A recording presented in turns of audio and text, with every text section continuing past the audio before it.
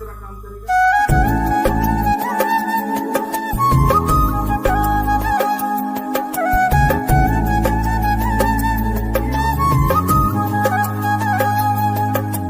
ऐसे कई घटनाओं में हमको दिखाई दिए हैं, ऐसा देखा है।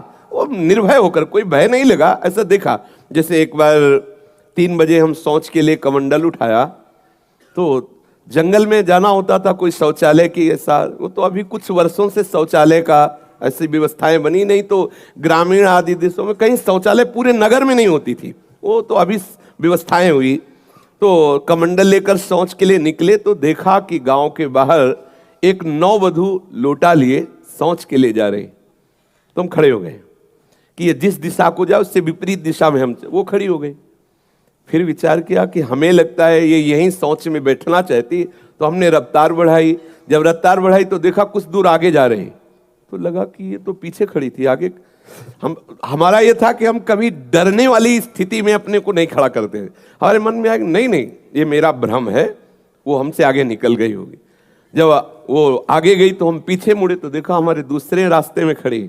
अब हमें पक्का विश्वास हो गया कि ये कोई स्त्री नहीं है, कोई पतित आत्मा है जो इस रूप में है। तो जोर से भगवान नाम उच्चारण, खत्म खेल। ना कोई भय और ना वो हमें दोबारा दिखाई दी।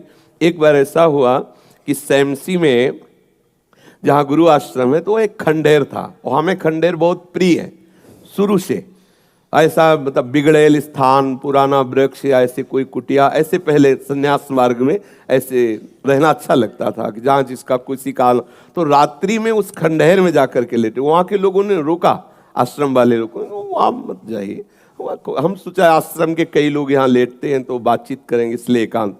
ही गए तो अंदर मंत्र चल रहा था, और एक छोटी सी टार्च सिराने, एक छोटी सी घड़ी दुप दुप वाली, क्योंकि उससे पता चले ना तो मतलब टाइम का। तो ऐसे रख के वैसे से थोड़ा ही लेटे, तो उस समय जटाएं बड़ी बड़ी थी, इतनी इतनी, तो ऐसे उनको तकिया की तरह जटा रखे। तो ऐसा लगा जैसे कोई हमें बहुत जोर से दबाने की चेष्टा कर रहा है।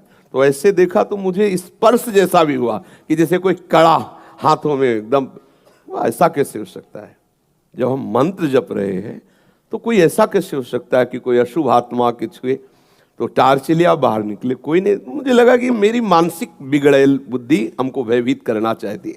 नहीं नहीं, मैं नहीं मान। एक मन ने कहा यहाँ से हटके, वहां से हमको जिद्दी स्वभाव था, नहीं देखूं कैसा क्या। फिर वहीं जाके सोए। थोड़ी ही देर में फिर स्पष्ट अनुभव हुआ कि ऐसे। तब हम बैठ गए तत्काल मंत्र जपते हुए। फिर हम कहा अब यहाँ ठीक नहीं है, क्योंकि बार बार विक्षेप डालेगा। मंदिर में गए, उन लोगों से कहा, बोले अब जानते कि वहाँ है, आप क्यों गए ऐसा?